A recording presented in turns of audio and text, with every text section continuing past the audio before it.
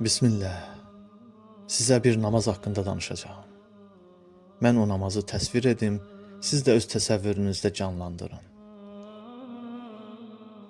Bu, pərişan bir ailənin sübh namazıdır.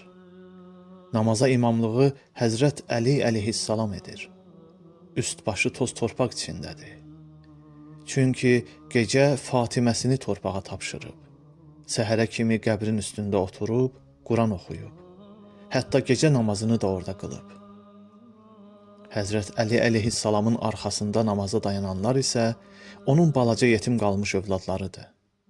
İmam Həsən əleyhissalam, İmam Hüseyn əleyhissalam, xanım Zeynəb əleyhissalam və Ümmü Gülsüm əleyhissalam.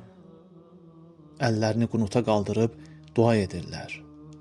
Onların hıçqıra-hıçqıra etdikləri dua yerləri göyləri ağladır. Bu onların analarının, Fatimənin qatılmadığı ilk namazdır. Namazdan sonra Həzrət Əli əleyhissalam dua edir və ilk dəfədir ki, bu dualarda Fatimənin amin səsi eşidilmir.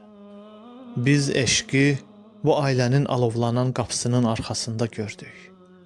Düzdür, Fatimə alovlar içində idi, amma yanan Əli idi.